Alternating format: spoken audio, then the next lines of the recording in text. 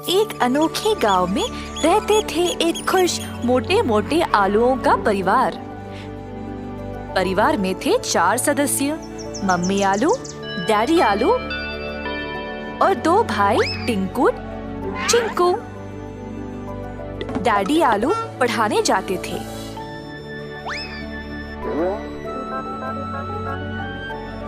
और मम्मी आलू जड़ी बूटियों की दवाई बनाती थी। टिंकू चिंकू का ख्याल भी रखती थी। टिंकू चिंकू रोज साथ साथ खेलते और जब जरूरत तब किसी की भी सहायता करते थे।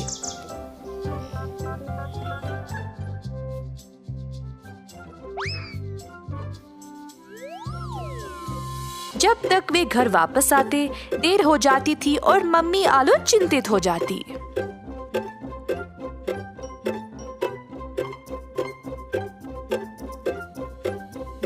एक दिन टिंकू चिंकू खेलने निकले।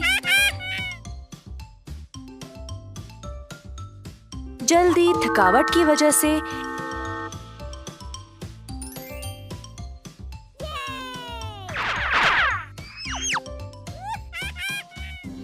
एक सब्जी की टोकरी में गिर पड़े। एक बड़ा बैंगन जो पहले से ही टोकरी में था, उन दोनों को टोकरी से बाहर निकाल फेंक दिया। ये टोकरी केवल बैंगनों के लिए है, तुम्हारे लिए नहीं। टिंकू और चिंकू जमीन पे पड़े रोने लगे क्योंकि बैंगन ने उनको निकाल फेंका। हमें नहीं पता था कि ये टोकरी आपकी है। हा हा हा, तुम्हें क्या पता? क्या तुम मुझ जैसे लंबे हो ये सब जानने के लिए? शो शो, जाओ यहाँ से, कोई और जगह ढूंढ लो। टिंकू अपना हाथ दो जरा। हाँ हाँ, ये लो मेरा हाथ। बैंगन और भिंडी दोनों ने टिंकू और चिंकू की मदद नहीं की। टिंकू चिंकू दोनों रोते रोते घर वापस आए। मम्मी आलू ने दोनों को रोते हुए देखकर पूछा कि हुआ क्या। टिंकू चिंकू ने मम्मी को सारी घटना सुनाई। मम्मी आलू ने सब्र से सब कुछ सुना, उन दोनों को मनाया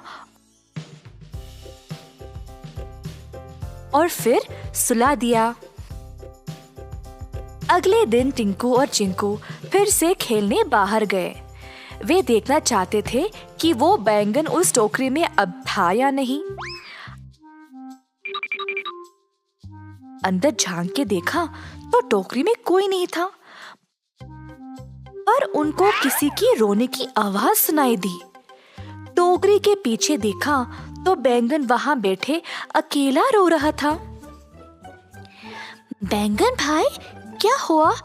क्यों रो रहे हो? हम तुम्हारी सहायता करेंगे, बस बोलो कि क्या हुआ। मेरी मैया बीमार है और मुझे नहीं पता मैं क्या करूं, इसीलिए रो रहा हूँ। फिर दोनों आलुओं ने बैंगन के साथ उसके घर गए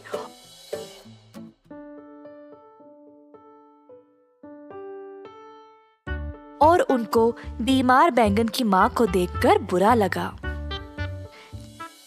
टिंकू बैंगन की मम्मी का ख्याल रख रहा था और इसी बीच चिंकू अपने घर वापस गया।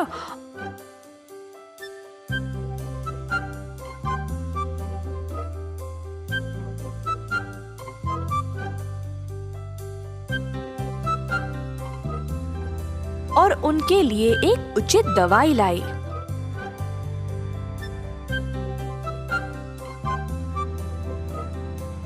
उस दवाई से बैंगन की माँ को बहुत फर्क हुई। बैंगन हैरान था कि कैसे टिंकू और चिंकू ने उसकी मदद की। बैंगन के इतना रूखा होने के बावजूद भी दोनों आलू भाइयों ने उसको मेहरबानी दिखाई। उस दिन से बैंगन ने अपना रवैया बदला और अपने दोस्तों को भी यही सिखाया। जल्द सब सब्जी टिंकू और चिंकू की तरह उपकारी बन गए।